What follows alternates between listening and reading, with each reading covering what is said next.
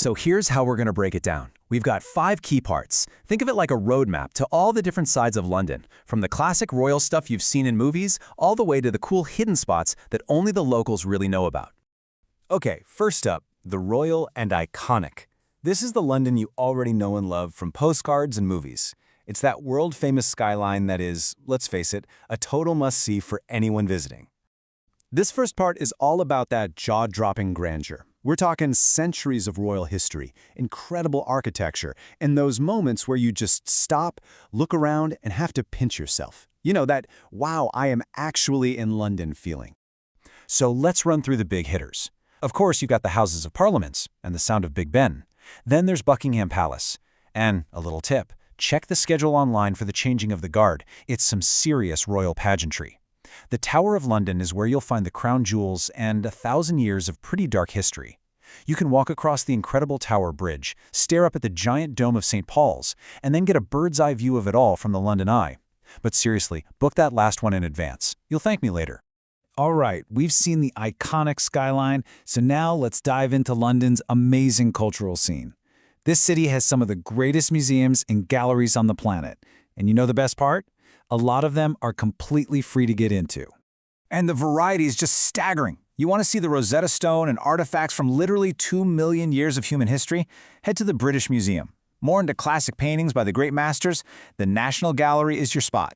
For a building that feels like a cathedral to nature, yep, dinosaurs included, you got to see the Natural History Museum. The V&A is just this incredible treasure chest of art and design, while the Tate Modern is a giant powerhouse of contemporary stuff. Here's a pro tip. If you only have time for one and want a bit of everything, the V&A is an absolute showstopper. Okay, so we've seen the monuments, we've soaked up some culture, now it's time to feel the real heartbeat of the city. It's time to explore its amazing markets and famous neighborhoods. And this is where you can really choose your own adventure. It really depends on your vibe. If you're into unique fashion, music, and a kind of punk rock, alternative feel, you have to go to Camden. But if you're a total foodie who dreams of artisanal cheese and amazing street food, then Borough Market is going to be your personal paradise. And it's not just about the markets. You've got Covent Garden with its beautiful piazza and incredible street performers. There's the picture-perfect movie-set London of Notting Hill with its colorful houses and the famous Portobello Road Market. And then there's Soho. Oh man, Soho is just the buzzing, electric heart of London's entertainment world. The energy there is something you can actually feel. And speaking of entertainment, how about we map out the perfect London evening? Here's the plan. Step 1, catch a world-class show in the West End. Step 2, afterwards, head up to the Sky Garden. It's a free public garden with the most incredible views. And step 3, to top it all off, see the city lights sparkle from the water on a cruise down the River Thames. A perfect night. Okay, after all that hustle and bustle, you're probably going to need a place to just chill out and relax. And you know, one of the best things about London is its incredible parks. These green spaces are basically the city's lungs, and they offer a perfect escape right in the middle of all the action. Hyde Park is probably the most famous one.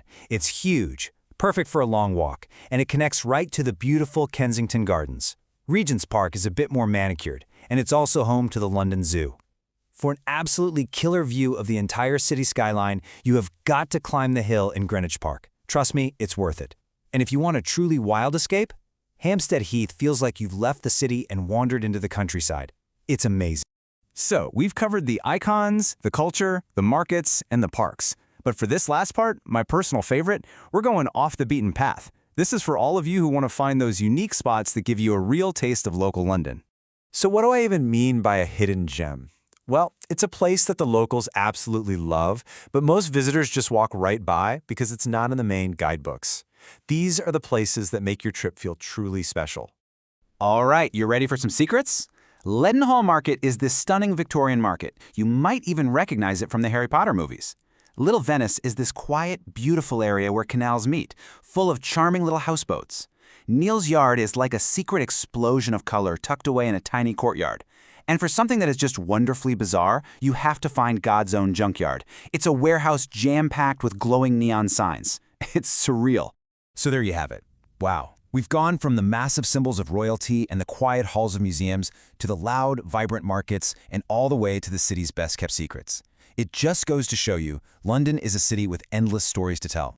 Look, we've laid out the map for you, but the real adventure, well, That's yours to create. Whether you're all about the history, the art, the food, or finding those little hidden corners, you've got everything you need to build an amazing trip. So, I guess there's only one question left to ask.